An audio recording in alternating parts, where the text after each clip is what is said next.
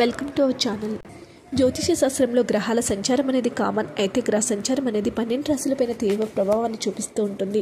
దీనివల్ల కొన్ని రాశులపై చెడు ప్రభావం ఉంటే మరికొన్ని రాశులపై మంచి ప్రభావం ఉంటుంది. అయితే చంద్రగ్రహ సంచారంతో ఈ రాశుల వారికి కలిసి రానుంది. అంతేకాకుండా వీరు చాలా కాలంగా పడుతున్నటువంటి కష్టాల నుంచి ఉపశమనం లభించబోతుంది. ఇంతకీ ఆ రాశులు ఏంటో ఇప్పుడు మనం తెలుసుకుని ప్రయత్నించేద్దాం. కర్కాటక రాశి వారికి చంద్రగ్రహ సంచారం వల్ల సుఫలితాలు కలుగుతాయి. ఎవరైతే చాలా రోజుల నుంచి ఆర్థిక సమస్యలతో సతమతం అవుతూ ఉన్నారో వారి యొక్క సమస్యల నుంచి బయటపడే ఛాన్స్ ఉంది. అంతేకాకుండా వైవాహిక బంధంలో సలహాలు కూడా తగ్గిపోయి ఇద్దరు కూడా సంతోషంగా ఆనందంగా గడుపుతారు. ఆర్థికంగా బాగుంటుంది. ఇంటా బయట సంతోషకర వాతావరణం ఏర్పడుతుంది. చేపట్టిన పనుల్లో విజయం సొంతమవుతుంది.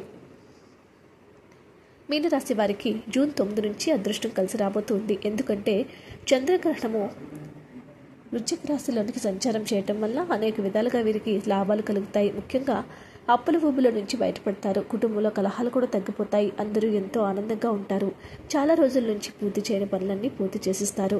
మీనరాశి వారికి కూడా చాలా రోజుల నుంచి నష్టాల్లో ఉన్నటువంటి వ్యాపారులు కూడా లాభాల బాట పడతారు. ఈ రాశి వారికి ఆనందాలకి అవధులే లేదు.